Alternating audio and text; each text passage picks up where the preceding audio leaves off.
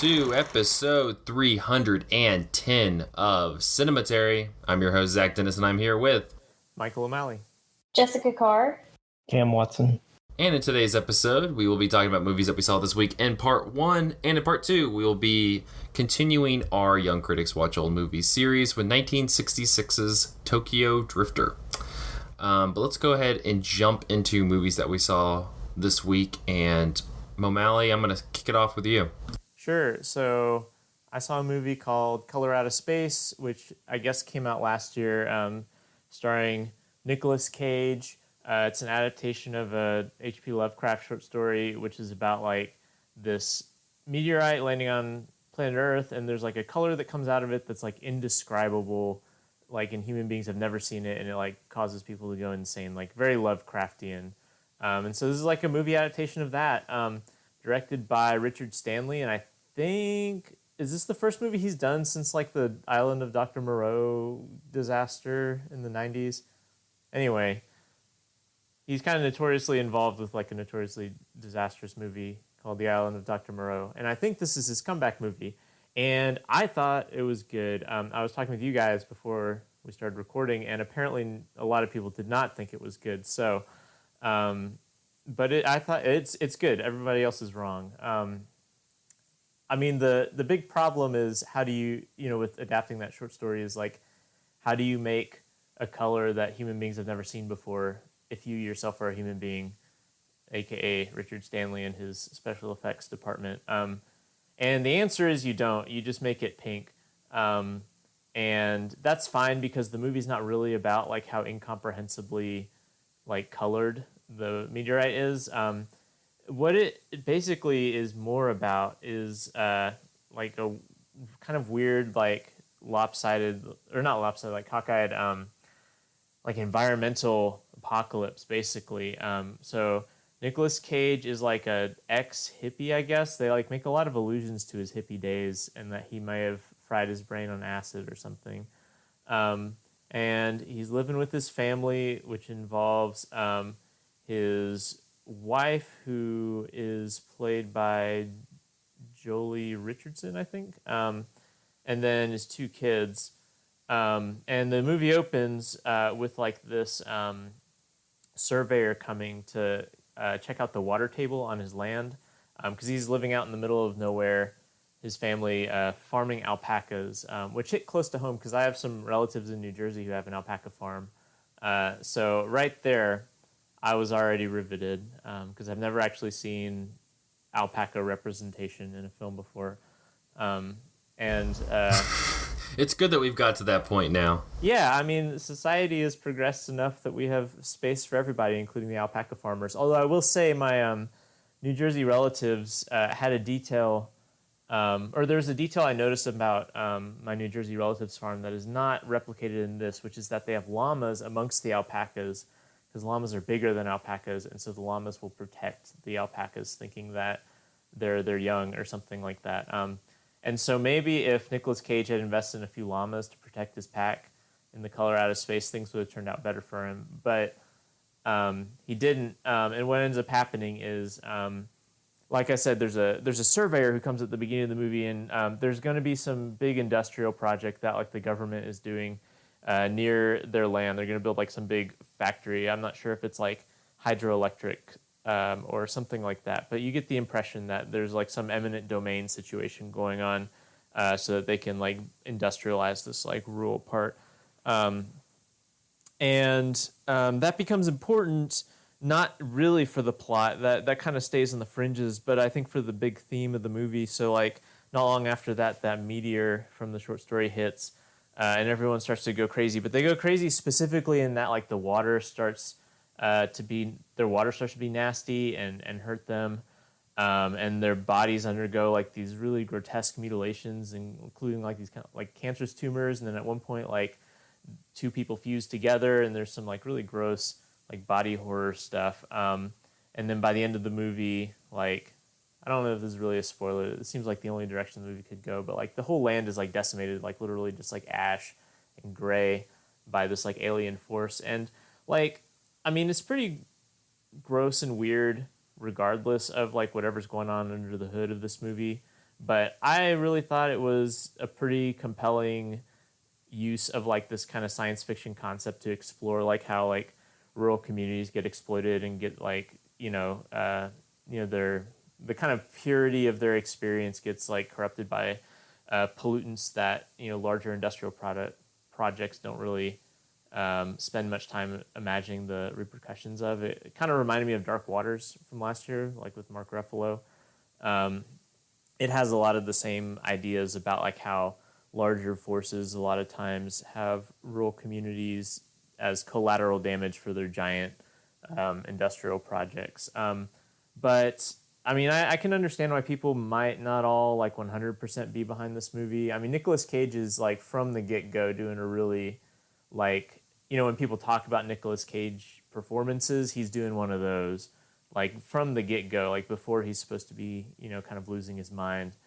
And that's like a weird sit with the movie. I mean, I think it was fine and interesting and kind of like charming and goofy, but I can see it's like a distraction. The special effects at first are pretty like they're not great. I think by the end, when the movie becomes like almost like 90% special effects, it looks a lot better because there's a lot less to compare it with. And some of the imagery towards the end of the movie is really interesting and kind of otherworldly and horrific. But special effects maybe at the beginning could have been better. But generally, I liked it. Did you guys see it and not like it, or were you telling me that other people hadn't liked it when you guys were telling me that this movie wasn't well regarded earlier? Yeah, that was our cruel joke. Is we all loved it, but we wanted to tell you that we didn't like it, so then you felt left out. Oh well. No, I remember. Zach, didn't you and Andrew go see this for your midnight movie? We did. We went and saw this. Yeah, we saw it at TIFF last year as one of the midnight movies. And it's funny that you mentioned that it's like, I think we talked about this when we discussed the movie at TIFF, but it was like, so there's already a degree of person that is showing up for a midnight movie at TIFF. They're usually kind of some off the wall stuff, some transgressive stuff. It's supposed to be kind of fun. And so everybody was geared up for this one because like they weren't even hiding that it's Nick Cage and he's going to be doing his Nick Cage thing. And like people were, you could probably be selling like foam fingers and stuff for people who were so excited to see Nick Cage do Nick Cage stuff. And I don't know, to me, like that's fine, but it also felt like, I don't know, there was a part of me that was like, the self-awareness that he's doing a weird performance seems odd.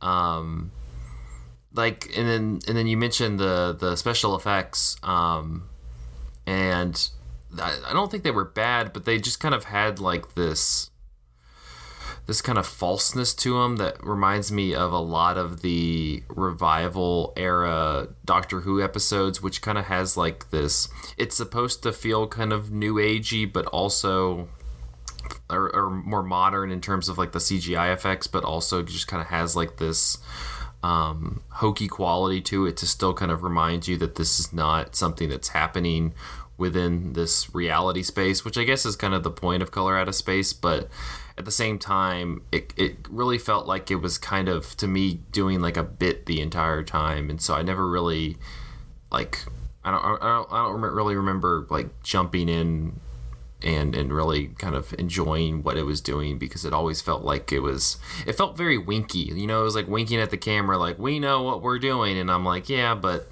that's not fun. Do you think that might have been a product of like seeing it with a bunch of people who were kind of cheering on wacky Nicolas Cage? Probably. That usually does a number on it. I'll be honest. I will say about the special effects, since it was brought up again, like the pink, like, the pink like color out of space itself, I think always looks kind of weird. But I thought the body horror stuff actually was pretty solid, as far as like, kind of grotesque, like serious special effects go. Yeah, I mean it was fine. I know that Andrew, I believe he talked about this after, because he had read the book and then we went and saw the movie. And it's kind of a difficult, like, at least in his description, like the way it's described in the book, it's effective because you don't really have like a visual of what this is. And so like that lack of definition makes it like enhances kind of the experience because you really have no shorthand for what you're dealing with, and that kind of makes it more terrifying. And because it's a movie and you have to show something, somewhat visually, a lot of that punch was taken out of it because they kind of have to go with the whole like discoloration or whatever, and it just doesn't. I guess it just did, at least in his opinion, if I'm remembering correctly, it didn't have the same impact. Within the movie form. Yeah, I mean it's definitely different, and that's like the problem with like most of adapting Lovecraft is that like his like specific brand of horror is about like the incomprehensible, and that's a lot easier to get away with in text because you can kind of slide around the visual details, but in a movie that's like virtually impossible without just like doing something avant-garde or something. Mm-hmm. Yeah. Well, cool. Is it streaming? It's streaming now. I have no idea. I got the DVD from Netflix because I do that sometimes. The last man doing that. Yeah, first in line for all of them. Well, I believe it's streaming in places, but if you're also like Michael, you can rent it from your local Netflix DVD rental box. I'm sure it's like on like iTunes or Amazon or something like no? that. If it has a DVD release. I don't think so. Certainly. I think it's just available for Netflix DVD subscribers. Yeah, it's a direct to Netflix DVD original. You're right. They're pivoting to a whole different direction. Cool. Well, Jessica, you and Cam caught a movie that is not in any way affiliated with the Kelly Reichardt movie of the same name. Yeah, so we had a chance to watch Night Moves. I've been pacing myself until it is time to watch First Cow. So, Cam, you want to give like a description of what the movie's about? Sure. So Night Moves, Kelly Reichardt movie. It's pretty much like a heist movie. Essentially, revolves around 3 like eco terrorists. And it centers mostly around Jesse Eisenberg, who kind of plays like the main character. But these 3 people are kind of like winding up to do some kind of like big direct action. And as the thing kind of carries on, you learn that what they're doing is essentially like getting all the stuff together to blow up a dam. A hydroelectric dam, and then that happens about midway through the movie, and then the rest of the movie is kind of like it really, after the midpoint there, it like really moves to being like centered mainly around Jesse Eisenberg's character, and it just kind of like deals with the sort of like spinning out of control that happens to his life following the action, and kind of his kind of like descent into like paranoia, but also like a feeling of lack of efficacy following it and stuff like that. It's not like a hugely eventful movie. It kind of has like the lead up to the big thing, and then it sort of, rather than doing a thing where normally a movie would kind of like wind up to the big blow up the dam part, it kind of like gets to that, does it, and then like everything after that is sort of like a falling out and seeing like what happens afterward. Yeah, I don't know. Is there anything that I missed in that? No, that's right. And it has Kelly Reichardt's like classic pacing of nothing seems urgent really, but what is different from her other movies, like it's a very slow paced film, but like what is different is that there is this like tension underneath, like this boiling that is underneath that you can see within all of the characters, specifically Jesse Eisenberg. And like these are people who are angry, like they're angry because like the earth is falling apart and we're using all of its resources and nobody's doing anything about it. And so they're thinking like, well, if we do this small thing, like blow up this dam, then we're making a statement telling people like all of these small things can lead up to us making change, which like there are, I think like the main thesis of the film is presenting like, okay, so what do we do about climate change? Do we do all of these small things to get to this big thing, or do we like invest more in like local farming and like do it the other way? And I think that she's presenting both of these ideas, and so like in the end, like Jesse Eisenberg's character unravels, and you start to see the other two characters also unravel. And so it kind of seems like she's saying, well, like maybe this like violent action like isn't the answer. And it's really interesting because like most people, I kind of like dislike Jesse Eisenberg, but it's really hard to say that he like doesn't do a great job in this movie. He plays a character who seems like his insides are just coming apart. Like his eye twitches a lot. He like rubs his eyebrow like he's stressed out. And then after they blow the dam up, he's just progressively getting these like tics. And it was really funny because there's a scene where he's at a farmer's market and he looks like he's about to murder somebody. Like it's this guy in a ball cap who's just selling radishes, and he looks like he's about to kill somebody. And just like the way the characters written are really good. And Andrew had made a point that like this is kind of like Kelly Reichardt doing a thriller film, and I enjoyed it a lot. Like I have this thing with her where I have a hard time relating and connecting to her characters because a lot of her films are about isolation and also like how people can be connected to nature but not to other people. But like this is an example of where like something where that works because they're isolated, but they're joined because they all believe in this one cause, but they're also just isolated because of their personalities. And so I still think that it worked. Mm-hmm. Yeah, and like with the like the kind of togetherness and isolation thing too, like the three characters, even after the dam blows up and the movie does kind of like shift its focus more specifically onto like Jesse Eisenberg's character, you do get lots of like there is lots of like weird like cohesion between the characters, and it's like rather than being isolated together in the way of like we have a common goal, it's like we all have a common thing that we did that maybe we shouldn't have done. And so they have kind of this like collective doubt about what they did in some instances, and then they all like the three of them kind of choose to go about it coping with that in different ways, and that's kind of what makes the movie like interesting in the second half.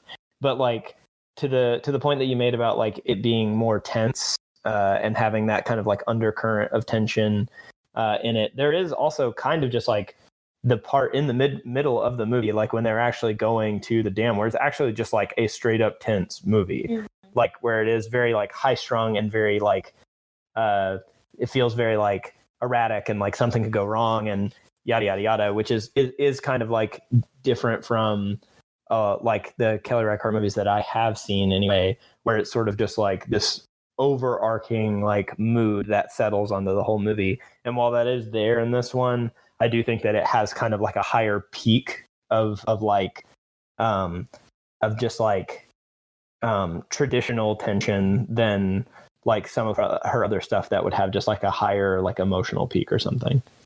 Yeah, and you don't even get to see the dam explode.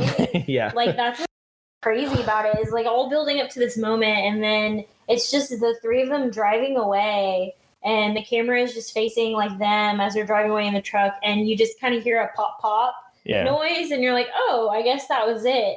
But then it just like ruins all of their lives. Like, and it kind of reminds me of just like someone screaming into a pillow. Like it's like this muffled like tension that is boiling over, and there really is no release. Like it's really crazy. Just Imagine Jesse Eisenberg's eye just twitching for an entire movie.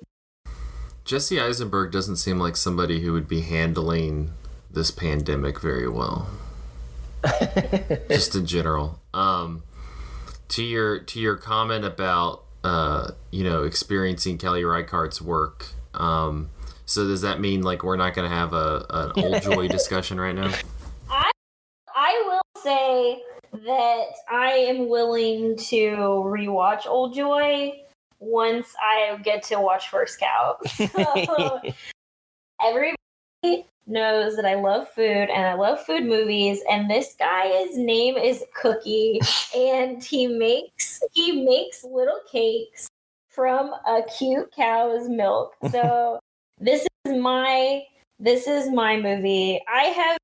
I've been waiting to give it to myself as a treat. Like I've had all of these like stressful films to watch. Like I knew I had to watch Bad Girls Go to Hell, which just has a lot of sexual assault in it. And so I was like, I need to sprinkle in like good movies in with all of these like very tense, very anxiety-ridden films. So I think both of you guys have seen Michael and Zach, both of you guys have seen Night Moves as well, right? Yeah, we talked about it on the podcast for our Kelly Reichardt series, but it's the one that I probably remember the least, even though that doesn't mean I dislike it. So I don't know. Hearing you all talk about it, I probably should revisit it at some point. Yeah, it was only the second one of her movies that I had watched, and I saw Meek's Cutoff first. I was like, wow, that was great. And then I watched Night Moves, which is also good, but I was thrown off because it's a completely different vibe from Meek's Cutoff, and I liked it. What it struck me as at the time, without having seen more Kelly Reichardt movies, is that kind of style of indie movie where it's like a genre deconstruction. So I was like, well, that was kind of like a eco thriller or something like that, with all the catharsis taken out of it, or without all the action for the most part. That was sort of my response at the time. I would probably view it differently now that I kind of am more familiar with her work. But it's been several years since I saw it. No, it's definitely one. I think I remember specifically I remember Jesse Eisenberg's performance and Peter Sarsgaard's performance. Is it Dakota Fanning is the female lead? Yeah.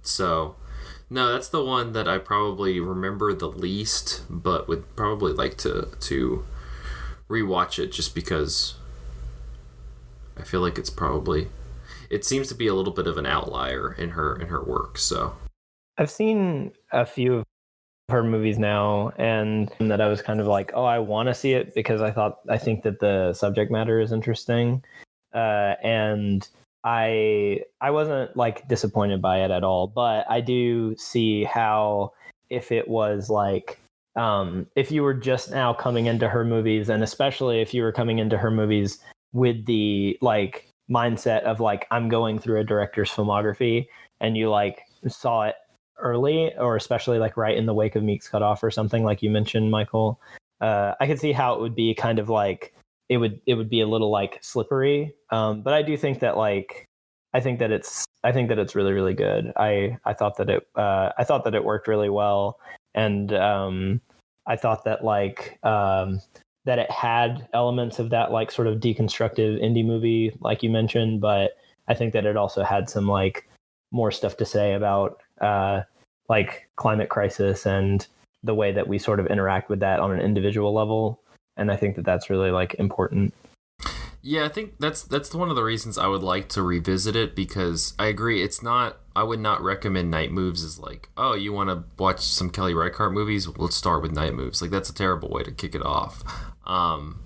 But I think after like watching all of her stuff and then kind of rewatching a few of them, I think I'm a little bit on a better wavelength with like what she's trying to accomplish with kind of her political statements throughout her movies. On the rewatch of Old Joy, I really vibed with what it's saying through that story. And so as I kind of go through, revisit a lot of her stuff, I think it'd be worth revisiting Night Moves and kind of engaging with that with that one on that kind of the political spectrum that she works on, because it seems to be probably the most explicitly political movie. I think all of our movies are pretty political, but this one seems to be like the most explicitly.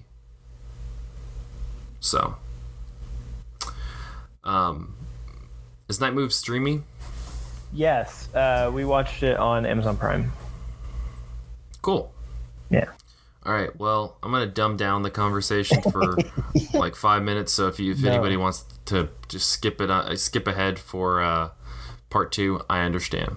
So recently this week, I watched Pirates of the Caribbean: The Curse of the Black Pearl. Which, let me tell you, first off, sidebar. I love the first thing I love about this series is that they did not hold any punches when it came to semicolon secondary title. I mean, let's go through this series. So you got, hold on, let's take a long look at the Pirates of the Caribbean series. So you got Curse of the Black Pearl, then you got Pirates of the Caribbean: Dead Man's Chest, then you got Pirates of the Caribbean: At World's End, then you got Pirates of the Caribbean. Wait, which one's? Oh, this was the next one. On Stranger Tides. Then you had Pirates of the Caribbean: Dead Men Tell No Tales. Dead Man Tell No Tales is the worst. I haven't even seen it. It's like not even just the movie, but Dead Man Tell No Tales. No, Dead Men, right? Dead. It's men. It's plural. I apologize. Okay. There's more than one man telling tales. Yeah. It's awful. It's still an awful secondary title. But none of them have like one. They don't have like 2, 3, 4, right? It's just like just Pirates.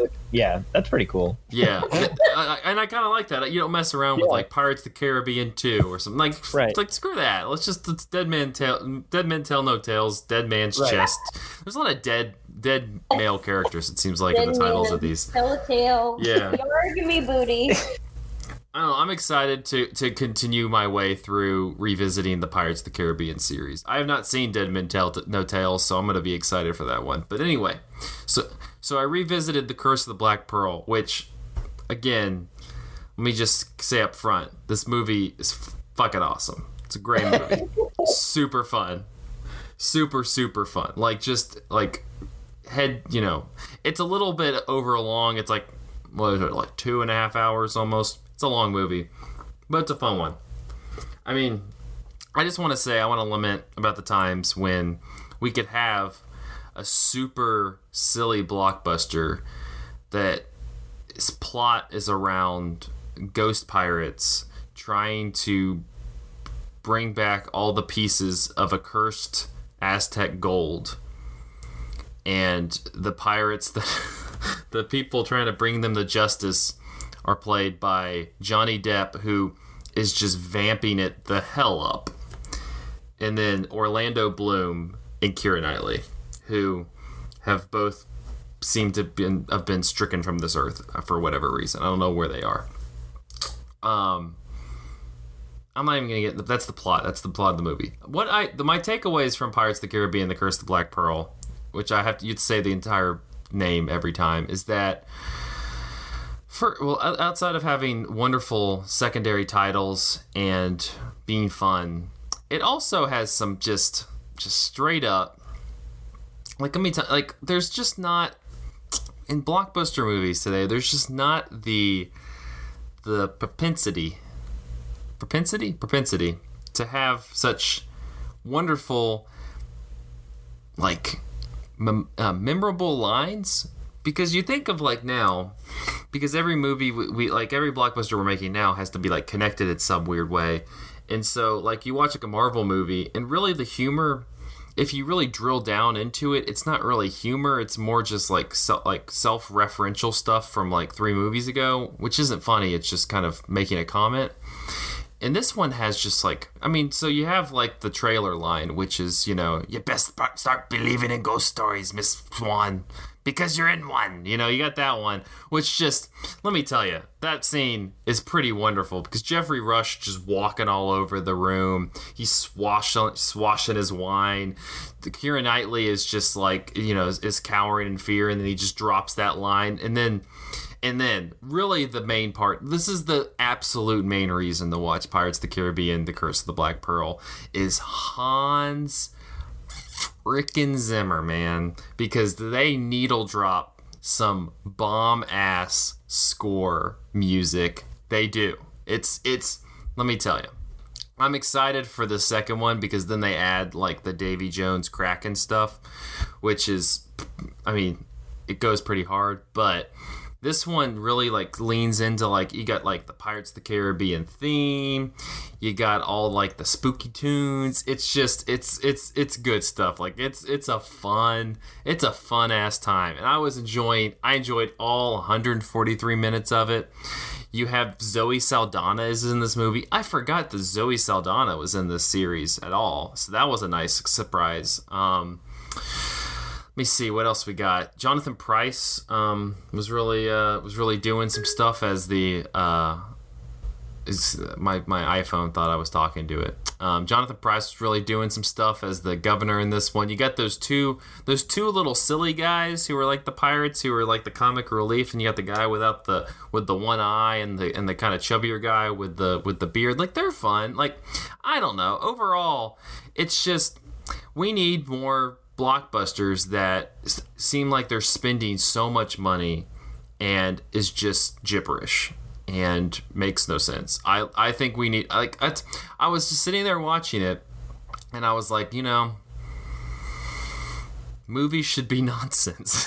that was my overall takeaway, was that movies should be nonsense, and Pirates of the Caribbean, The Curse of the Black Pearl is peak nonsense, and I loved and quite honestly, it's not even just like nonsense in the sense that like it's a stupid movie. It's not stupid at all. Like even the action sequences in this are like pretty well choreographed, so it's not Johnny Depp and Orlando Bloom fighting. I mean, I know that, I'm not that dumb, but it's still like, it gives the appearance of them, and it kind of has like this kind of like, you know, tangibleness, that it's like, oh yeah, like these are two people fighting. It's not two computers, you know, that are fighting each other like we see now. And so it's just, you know, I'm excited to take a nice journey. They got all the Pirates of the Caribbean on Disney Plus, so while everybody's on Disney Plus clicking on Hamilton for the 8th time, I'm like, ooh, Pirates of the Caribbean franchise. And let me go through my thought process real quickly. I was almost going to watch the Brendan Fraser Mummy series, which is on the new NBC streaming service, Peacock, which is just objectively funny. It's just an objectively funny name. Yeah, it's great. And so I was going to watch that, and then I was like, you know, why mess with the poser when you can go for the player? And decided to hop over to Disney Plus and watch. So at some point this week, I will be watching Dead Man's Chest and At World's End, which I can't explain to you how excited I am to watch At World's End, because even when that movie came out, it was like a nonsense like typhoon, and so I'm so excited to watch that, because it, like, they go to Singapore, and then there's an actual like typhoon, and then like there's a giant, and they go to more than just Singapore, they go to like hell, don't they? Yeah, then they go and they have to like get Johnny Depp, Jack Sparrow out of like pirate hell. Like, I'm so excited for that. Like I mean, like, come on, like, what is that? I love every second of that. That's amazing. I'm sorry, movies are over, you know? I was gonna say, I'll be curious to see how you feel about nonsense 2 more movies in. I remember them getting increasingly serious, which makes the nonsense a lot less fun. No, I haven't seen them since they came out. No, so this maybe, is the Curse of the Black Pearl is easily the best one, because it didn't really know what it had, it just rolled with it. And I think the second and third one I remember being still fun. I think once Gore Verbinski, the director, left and they started just getting random people because Johnny Depp needed to pay his legal fees for beating up people, it kind of got worse. But now, don't worry, they got a spin-off happening with Margot Robbie. So that'll be something. Yeah, that'll be something. I don't, again, whatever. I just pop on that old Disney Plus, get in Pirates of the Caribbean, The Curse of the Black Pearl. Remember the days when Orlando Bloom used to be on, TV screens nationwide. I don't know where. Is he still? He's still alive, but like, what's he doing? I remember he had like he just married Katy Perry. I was gonna say, I remember he was banging Katy Perry at one point. I think they're having a baby or something. The dude was he was in Pirates of the Caribbean and Lord of the Rings. Like, the guy doesn't have to be in anything else ever again. he would be just like raking it in forever. I mean, and to be fair, like, most of the people from those movies have also kept like relatively low profiles too. Like, when's the last time we saw Sean Astin? Right. Like, and I mean, he was in Stranger Things. He was in Stranger Things. Yeah, because people were like, it's Sean Astin, So, and he was in. I was a bad person for naming then. Yeah. But other people. But yeah, I would feel like Jordan has like recently-ish. He like went back and watched all the Pirates movies, and also was just like crazy about them whenever he watched them again. And I remember like the first one being really, really, really, really good and a lot of fun, and like being able to kind of weave in and out of like really dark and also really fun, and just doing it just fine. But to Michael's point, I specifically remember Jordan talking about the quality taking like a pretty harsh nosedive, like after a certain point. Let me tell you though, that Hans Zimmer's going to show up with that Davy Jones theme, and it's going to be that da da da da da da da da da, like that shit. I'm going to be like, hell yeah! It was a very vocal movie watching experience when I was watching this. Like, there was a lot of just like getting up and clapping and yelling and stuff. No, I wasn't doing that. I was just like, there was a lot of, oh yeah, and then like, here he goes.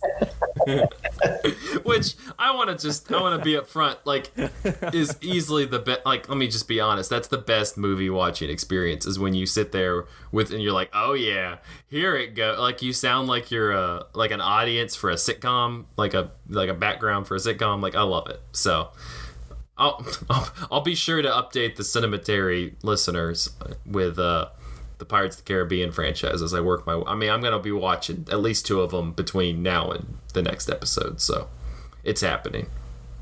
So, Pirates of the Caribbean, The Curse of Black Pearl, #1. It's on Disney Plus. It's also, if you're, Michael's kind of person, it's probably, you can get it from Netflix DVDs or whatever, so it's available that way.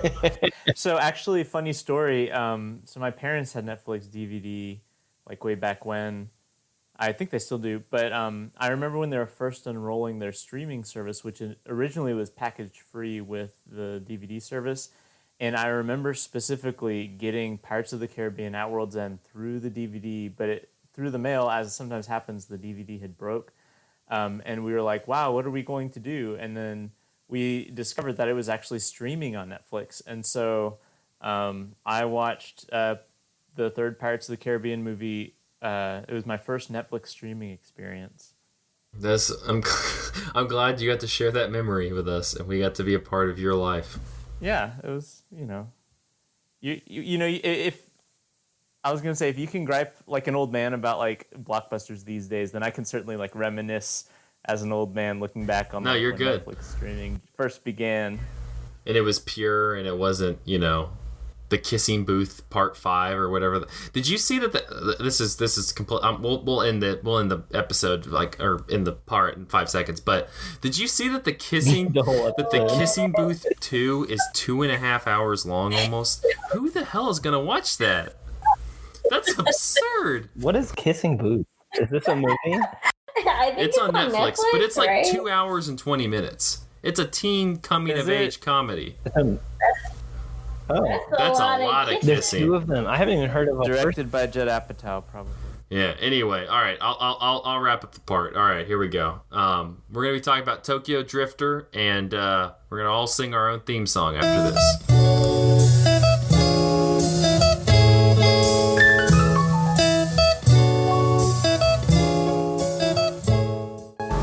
Hello, Cinema Cinematary listeners, this is your favorite Filipino podcaster, Jessica Carr. I'm here to let you know about a couple of things that Cinematary offers that you might not know about.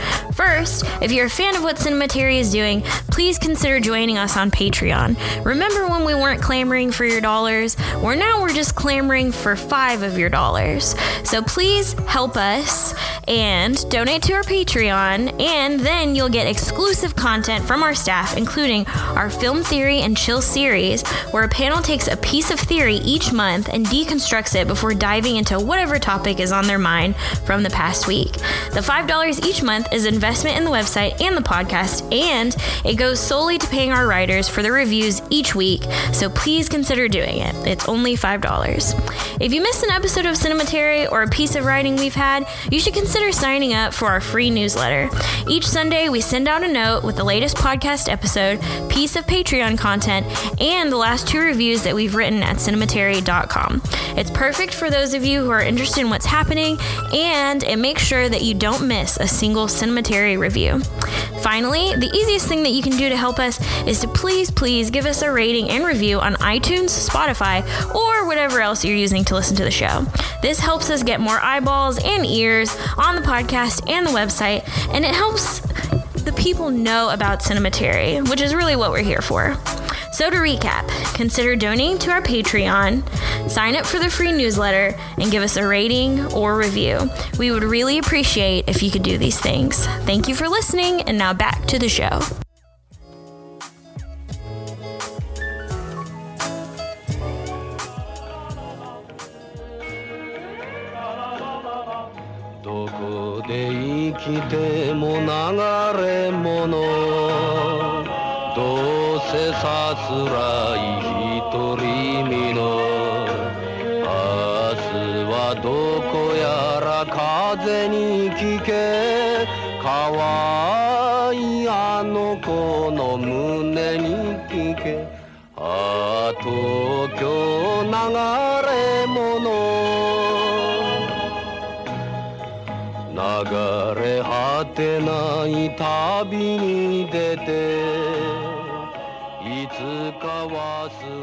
And we are back with part 2 of episode 310 of Cinematary. In this part, we'll be continuing our Young Critics Watch Old Movies series with 1966's Tokyo Drifter. Directed by Seijun Suzuki from a script by Kohan Kawuchi. The film stars Tetsuya Watari, Ryuji Kita, Tamio Kawaji, and Chiko Matsubara. After Yakuza boss Kurata dissolves his own criminal empire, a rival kingpin offers a position to Kurata's top operative, Tetsuya Phoenix Tetsu Hondo. Phoenix Tetsu is his nice nickname. When the fearlessly loyal Tetsu declines, Otsuka taps unstoppable Tatsuzo the Viper, a ruthless gun for hire, to assassinate him. As the Viper trails his target through the countryside, the agile Phoenix Tetsu grows concerned that one of his former associates has betrayed him. Bosses at the production company Nekatsu had been warning Suzuki to tone down his bizarre visual style for years and drastically reduced Tokyo Drifter's budget in hopes of getting the results. This had the opposite effect in that Suzuki and art director Takeo Kimura pushed themselves to new heights of surrealism and absurdity. The studio's next move was to impose the further restriction of filming in black and white on his next 2 films, which again Suzuki met with even greater bizarreness, culminating in his dismissal for incomprehensibility. Which, sidebar, that's an amazing way to like the fact that they're like, listen, you need to just tamp it down a little bit. Like, it's getting a little too much. And he was like, no. And then the fact that they just kept letting him make movies. Like on another note, he made 40 movies over 12 years, and he just kept, ignoring their... Like, I love that. I already love this guy. Like, that's the best way to do things. Anyway. Because of budget limitations, Suzuki had to cut connecting shots out of many fights, leading to a need for more creative camera work. Various shots of Tokyo were used to establish the setting as the then contemporary post-1964 Japan. Suzuki drew inspiration from a wide variety of sources in making Tokyo Drifter, including the musical films of the 1950s, pop art, absurdist comedy, and surrealist film. Producer Marty Gross said to the Cornell Sun in 2016 on working with Suzuki, Suzuki is a very pithy man, very direct. He's not impatient, but he prefers to keep his answers simple. For example, we asked Suzuki about the color choices in Tokyo Drifter, why one scene's in black and white while the rest of the movie's in such vivid color, and Suzuki replied, quote, "I thought the audiences would like to see a movie in color." For Story of a Prostitute, we asked him why he made that film after Gate of Flesh, and he said simply, quote, "That film was an adaptation, and Nikatsu gave me the book and said this is the next one." Criterion wants filmmakers to talk about the philosophy behind their work, and Suzuki would always skirt around that in such a way that you can't ask the question again. It's not that he's necessarily modest. I think he knows his place in film history. He's a professional and not much willing to talk film aesthetics. Akira Kurosawa is very much the same way in his interviews. Again, after 40 movies in 12 years with Nikatsu, the company finally fired Suzuki, citing that he made incomprehensible films and, quote, understood only by an exclusive audience, and that was the reason why they fired him. The move was protested by Japanese students and film critics, but was ultimately unsuccessful, and he did not make another movie for 9 years. So on that note, let's talk a little bit about Tokyo Drifter. Jessica, I'm going to kick it off with you because I know you're a big fan of this movie, and I think we're the one who included it on the list. So yes, I've been trying to get people to watch this film for a couple of years now. This is my second watch of it. I own a copy of it, gifted to me by Dylan Moore. So shout out to Dylan. Thank you for my Tokyo Drifter copy. I love the film because it is so stylistic and so fun. I remember the first time I watched it, I was I had no idea that this film would be such a good time. You have this very upbeat, jazzy score. You have these crazy characters, they have crazy nicknames, and they're wearing very cool outfits. The set design is nuts. The bar, the club that the female character sings in looks amazing.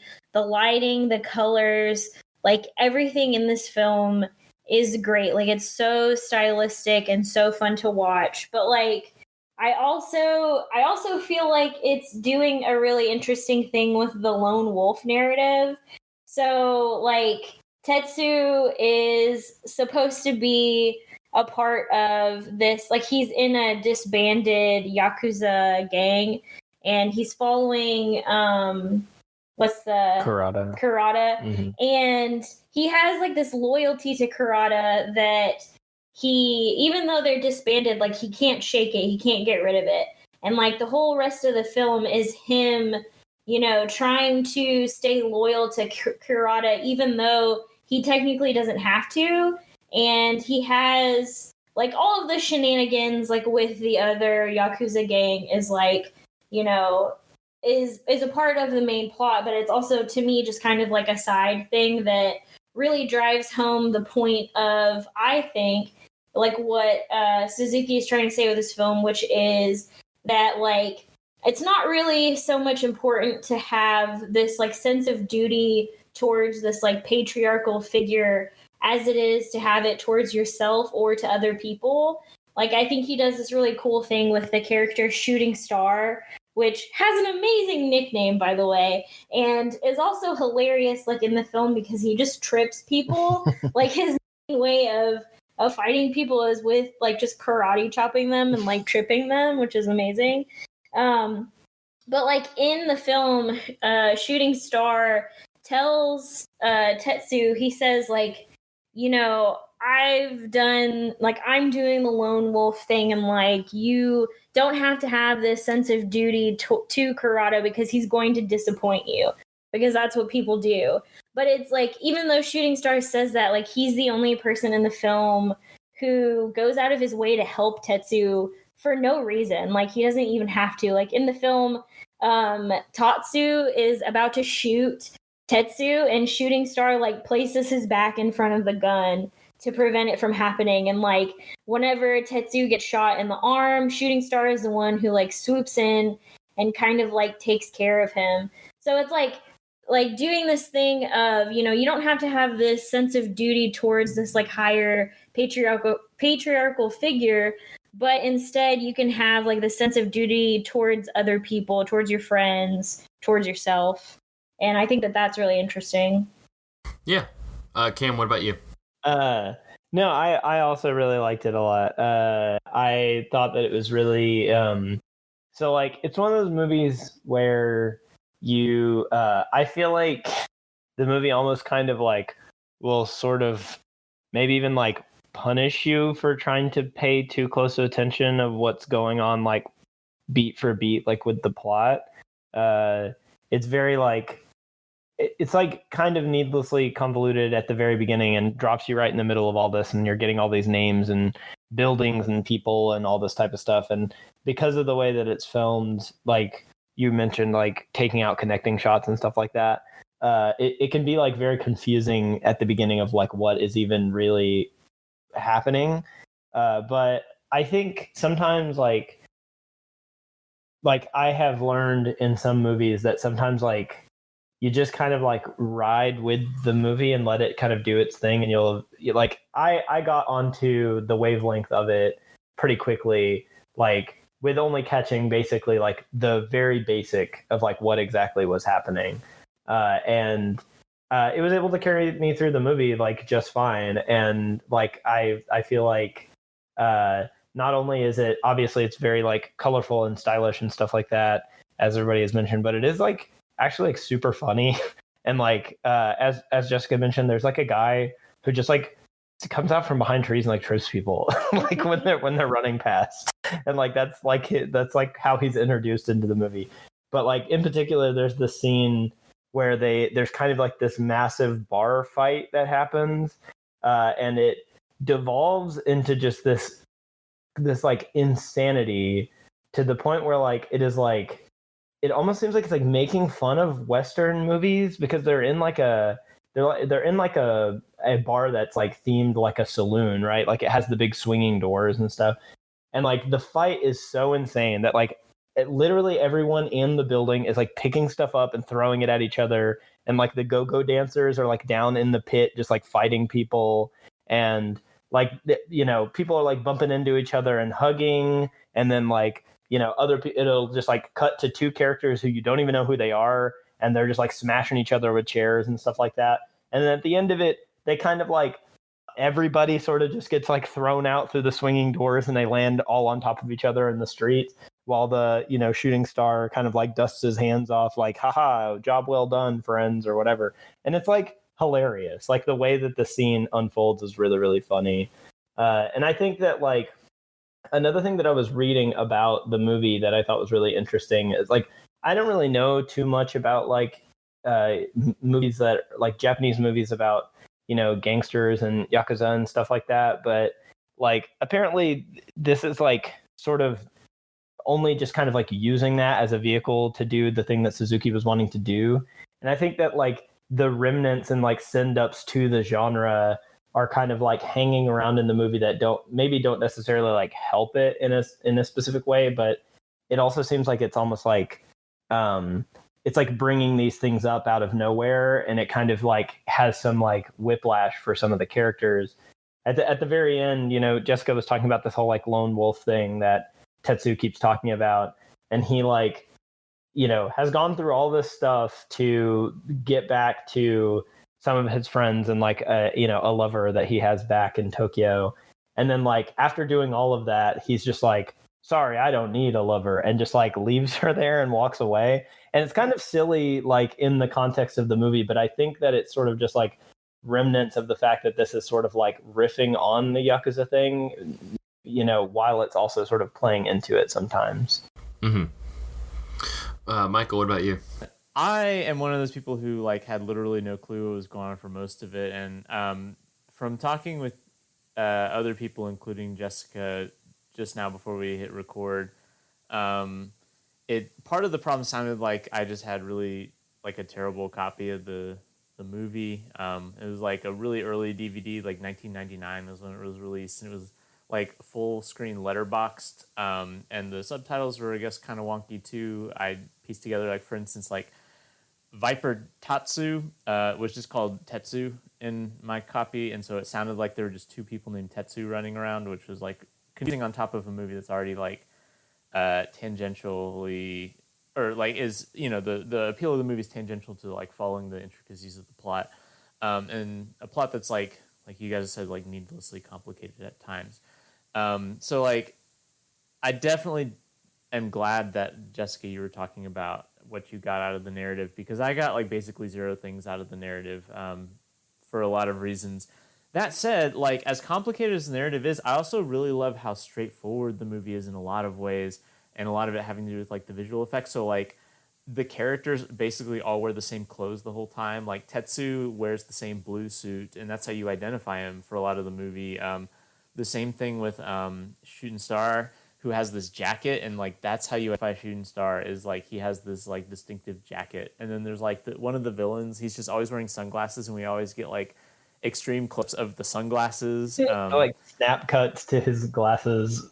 Like, yeah, it's hilarious. Yeah. And then like the different locations will be color coded, and so there's like the rock club, like the rock and roll club where the villain's lair is, and so it's just purple. And so every time you see like these purple dancers, even if like the rock and roll music isn't playing, you're like instantly like, okay, we're in the villain's lair. And then there's like the yellow club, which is like where the woman is singing that Jessica was talking about, and like we get like a lot of shots in there too. And so like it's a really complicated movie if you're trying to follow the plot, but on like another level, it's just like extremely simple because it's all basically color coded. And I thought that was so cool and fun.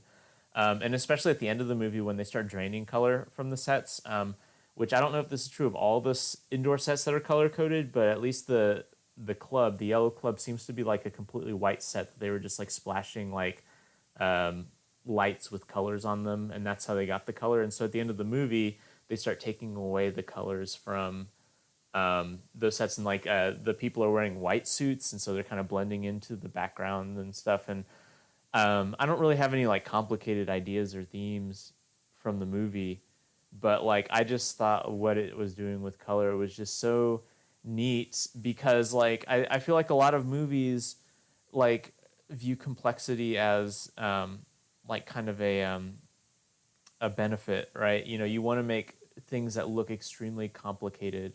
And this movie makes a real virtue out of things that are so visually straightforward. I mean, there's like interesting, complicated visual things going on too, but a lot of the movie is like making a virtue out of just how straightforward can I make something? How much shorthand can I use to communicate an idea? And the solution a lot of times is like a single visual flourish will again and again signal the same thing. And so you get kind of like almost like it builds its own filmic language out of these really simple signs that I think is neat. Yeah, it uses a lot of like shorthand stuff too, where like there's a certain point where Tatsu is chasing Tetsu through the snow, right? And like they're both wearing these jackets, and they like look very similar, like wearing these overcoats over their suits, but Tetsu is wearing like white gloves and Tatsu is wearing black gloves, right? So it's like the white hat, black hat cowboy thing almost, And then another thing is like during like all of the confusing stuff that can happen sometimes, like with like fighting or action or whatever, there's like a scene early on where some guy kind of like is about to shoot someone and Tetsu shoots him instead, and like the guy is in front of what is, it's like a glass, he's like in front of a window, and then like the window is just white behind it, but when the guy gets shot, it just like flushes with red. Like it's just like the whole background turns red. And so it's like an automatic, like, yeah, I guess that guy's dead, Yeah. So I think that's a really good point too. Like there's lots of like really easy, like shorthands being used to like simplify things in the movie, or like, or kind of like revel in the simplicity of it. Like you mentioned the whole thing about people wearing things that are like super like indicative of who they are or whatever. And like you mentioned that the shooting star guy wears a green jacket, and like we recognize him because he's wearing a green jacket. But not only that, but like other characters recognize him because he's wearing a green jacket. Like yeah, there's a scene late in the movie where shooting star's not even there in the shot, but his jacket is laying somewhere, and they pick him up, and they're like, "Shooting star must be here." Shooting star's here because here's his green jacket. Yeah. Which is just like a shitty like windbreaker. It's just so good. One of the things that I was thinking, I watched this with Andrew, and we were kind of talking about this during the movie, is we were curious like how much the French New Wave, or specifically like something like Breathless, or like, you know, those kind of like genre pastiche like deconstructions that like Godard was doing, would have made their way to Japan, because it like in some ways is like heavily reminiscent of that, where you have this extremely arch version of like an established genre that's like it's got this veneer of like, you know, hyper cool, like hyper like signified posture to it that like, I mean, later on like Tarantino would kind of make his career off of that, but like, you know, the French New Wave has that kind of thing too, where they're, you know, you take a genre and you reduce it to its component parts and make it like, you know, kind of visually arresting. And I was just, you know, that was something thinking too, like that this is like relatively like at the same time as when that stuff was going on, and it feels like of that movement in the West. Even I don't know if it was just like, you know, parallel evolution or if there was a real cross-pollination there, but that's something that came to mind too as I was watching it. Yeah, I mean, that is like a good thing. Like it's interesting because like there's also like all the stuff when they're like in a shootout, it's not just like people standing around shooting guns, right? They're like striking these weird poses and stuff, and it's all like very it's very like, I don't know, it's like striking visually, I guess. And I mean, well, and it's also like it's as if like they know that they're in a movie, so they have to strike the cool pose. Yeah, like there's a certain like self-awareness to it. It's where they're aware that what they're doing is cool, and so they're playing up the cool in a way. Mm-hmm. Yeah, but it like going so far as to like sing their own theme songs. Yeah, exactly. Well, that's what I was gonna say. It's like it's a movie that's constantly pretty self-aware, because I mean, again, at one point the main character, after we've heard his theme song kind of be played over non-diegetically, and then even other people like in the movie humming it, he finally sings it himself. But there's like I think it has like this self-aware quality where it's. I think kind of in conjunction with what you're saying, like they're aware. It's more like they're aware of like their coolness rather than they're aware of like a movie. And so, like I feel like Tetsu is constantly aware of like, just the way he's presented. Not even, you know, with no knowledge that like it's a narrative, but just this is kind of the way he goes about, you know, just his day in general. And that's kind of, there's something kind of intoxicating about that, just like watching him just kind of you know, move around, you know, around the story. It kind of reminds me a lot of when I was reading, it seemed like Suzuki was really inspired by a lot of westerns, and so he kind of just has like this screen chewing personality where he can kind of just walk around like he's, you know, John Wayne or something, and just eat up the screen just through his kind of his personality, without having to say anything. My favorite, like you mentioned him singing the theme song, his own theme song, which is like hilarious, kind of like how when you're a kid and you're like playing in Star Wars, like you're playing like you're in Star Wars or something, you might imagine like the Force theme or something like happening while you play. But there's this one part later in the movie where Tetsu's been like knocked down or shot or something, and they're like, is he dead? And then in a normal movie, we might have gotten like his leitmotif or something play in the score to like signal that no, he's coming back. But in this movie, he just starts whistling his own theme to signal that he's not dead. He whistles it so himself. Funny. He's just laying on. That is after the big stupid brawl, which is the best part of the movie. He's just laying there, and he's like, "Oh yeah, I whistle my own song to show you that I'm not dead. I know you're in there with a gun and you want to kill me, but this really needs to be done. I have to whistle this." And then you, like, as the audience member, were like, "Oh hell yeah, Tetsu's alive!" Like this hero, like that is what he's being poised as. But like, can we just talk about how handsome this guy is? Like the smolder, like in the close-ups, like his skin is glowing, and the smolder that he just gives the camera is crazy. And like he, like obviously there's this coolness factor to it, but we can't not talk about how rude he is to Chiharu because she is in love with this guy, and at one point in the film they go on this date, and she's a singer at this club, and they go on this date, and she asks him if he wants to come up for tea, and he's like, "Oh yeah, sure," and then closes the door and just kind of waves at her and is like, "Yeah, never mind, bye-bye," which is super rude. He's so mean to her. Also, there's a part where he's on a train and she's on another train, and she reaches for his hand because she sees him like out the window, and she reaches for him, and he just doesn't say anything and pretends like he doesn't see her. So she gets off the train and then chases the train that he's on, and he just doesn't do anything. He closes his eyes and goes to sleep. He's like, nah. He closes his eyes and goes to sleep. But also later in the movie, he also throws a gun and then catches it himself.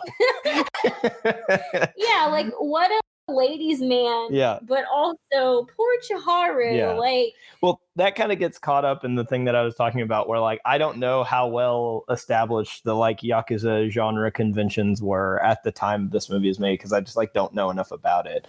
But if they were like fairly established, then I would see that as like so over the top and like dismissive of her that it is like literally like calling attention to how bad it is. But like I don't know enough about it to say, because it is very like, it's so bad that it's like it's like glaringly bad, like to the point where it'd be like funny almost, because he's just like at every turn she's like, "I love you," and he's like, "Okay." Yeah, but I think one of the saddest moments in the film is her singing the song that's about like, "I am so sad, like tears are streaming down my face. I am a pool of sadness." Mm-hmm. So like in that respect, like I almost feel like we are supposed to be sympathetic to her. Yeah. Because the camera always lingers on her when she's crying and she's like in this intense pain because this guy that she's in love with is just so dismissive of her. I'm pretty sure at the end, whenever he's like, "I don't need a woman, I need to walk my path alone," and he just like does the whole like, "I must go, my planet needs me" thing, and just like walks out the back door. Like the whole time, I'm pretty sure the camera is like on her, and like you're just kind of seeing his back. Yeah. But I don't know. It like, I don't know. I don't know what it's doing with that. But if it was a well-established thing at that point, I would be like, I would immediately say like, yes, that's what they're doing. But I don't know enough about the genre to say. The one thing I kind of want to talk a little bit about is, I think Jessica mentioned it at the top, but the lighting and just the art design and set design of this movie is just really striking. And it's something I was thinking about, just like how it had to have been something that, of course, it influenced somebody like Tarantino, just overall, but also, you know, even things that kind of have like taken this kind of neon aesthetic, like something like a John Wick or Atomic Blonde or something of that nature, where it really like leans into like this kind of almost aesthetic fascination. And it's kind of funny that Suzuki, the director, has literally no interest in talking about any of that. It was just more like, this seemed fun, so we did it. But at the same time, it's something that kind of like, in terms of the narrative, it's not, it doesn't feel realistic. It kind of adds like this almost like dream-like ethereal element to it. But it also wouldn't be the same movie without it. Yeah, that's something that I felt about the movie too, and that kind of like what I was saying about like feeling like I got on its wavelength relatively quickly. Is I kind of was just like, this thing just feels very dreamy. You know, even like the very beginning of it when it's in that like super overexposed black and white, and it's like everything is so like harshly like contrasted and stuff. Or I guess I don't know if contrast is the right word, but it's like very stark white, very dark blacks, and like that whole setup and like everything that follows directly after. I was kind of like felt like I was sort of like in this like washing machine sort of, and was like I don't know. It's kind of like dizzying and dreamlike in a lot of ways. Yeah. Michael, Jessica, any additional thoughts? I mean, what did you make on the just kind of how this whole movie is designed in terms of like the set and the art design? I mean, I already talked about the colors, which I thought were really cool. I also think that like there's like we've already talked about the humor in the movie, but there's like a comedy in like some of the sets as well, like the rock club. Like I don't know, there's something really funny about like every time that there's an establishing shot in their club, like the music is indistinguishable from what they were dancing to before, and they're just like sitting there dancing as if they've just been dancing like literally the whole movie. And there's like a few other things like that where it, like because of the dreaminess, it like heightens the like there's just something like really funny and silly about it that I really dig too, and not in like a particularly deep way. I just thought it was like silly and funny. Well, there's the dance club sequence when I think it's Tetsu who shows up and like he hears the music over the phone. He's like, so and so's playing tonight, and it's just like this basic club music, and it's just like you know, it's like the most basic stuff. It's like, oh, so and so's playing tonight. Like that jogged his memory of where they're at. It's a very funny movie. It's or at least it's very silly. You know, it kind of has it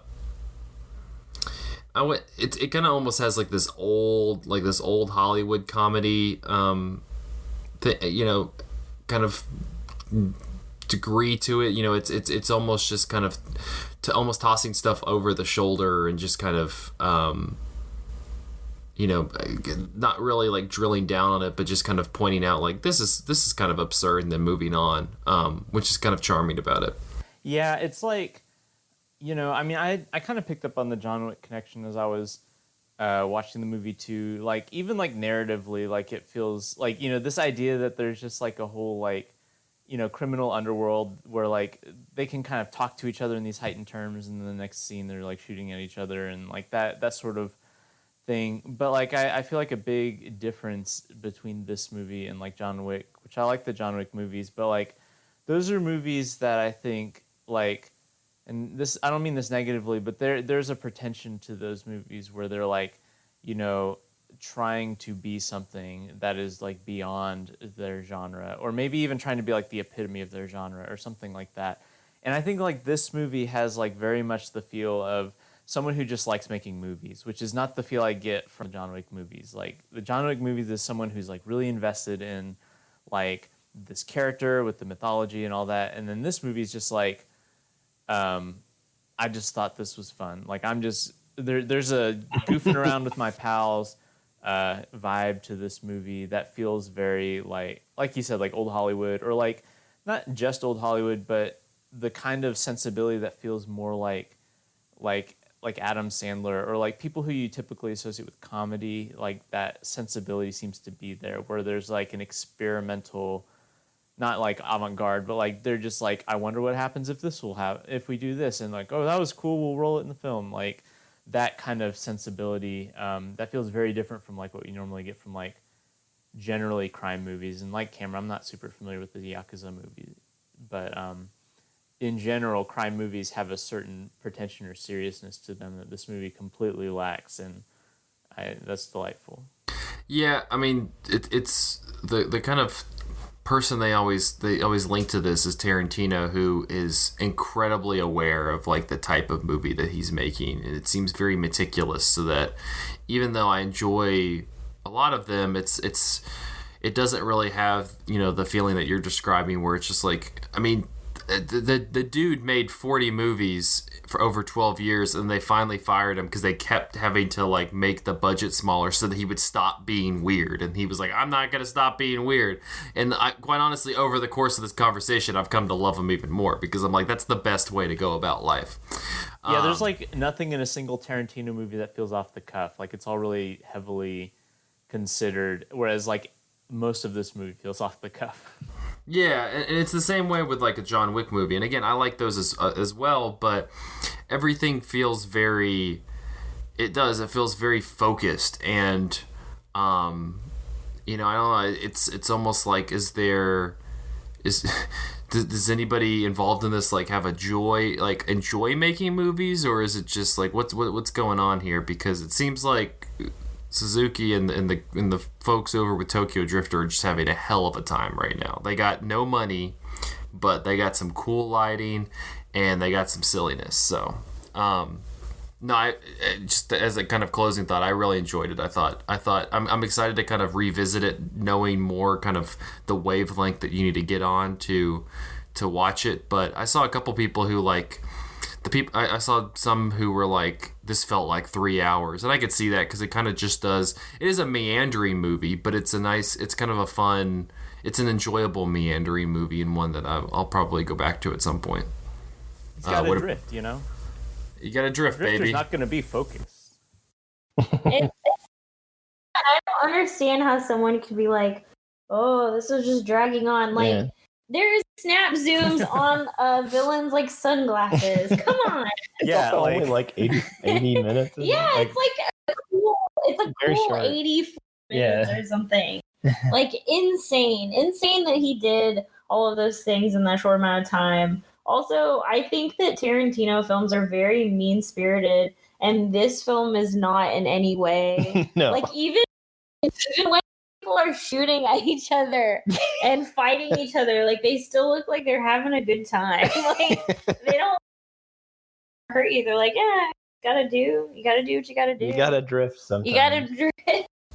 Absolutely. All right. Well, I think that'll wrap up this episode of Cinematary. You can find us on Facebook at facebook.com/Cinematary, on Twitter and Instagram at handle @Cinematary, and on Letterboxd at letterboxd.com/Cinematary, where we put all the movies that we talked about in this episode. Next week, and Patreon. Patreon.com/Cinematary. We got a new Film Theory and Chill that went up earlier this week.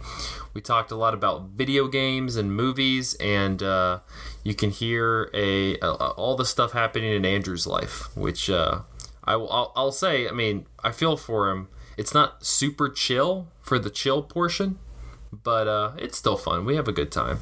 We talk about Taylor Swift to end it, so there's that if that's of any appeal to anybody. Cam, you're here, so I'm not saying your name.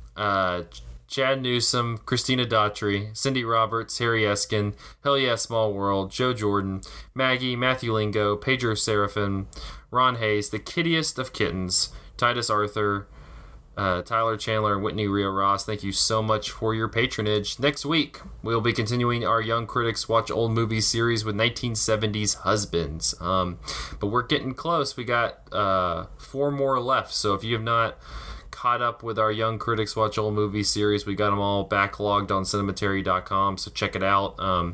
We got some nice reviews. We have reviews of Bamboozled, The Brown Bunny, and Bloodshot.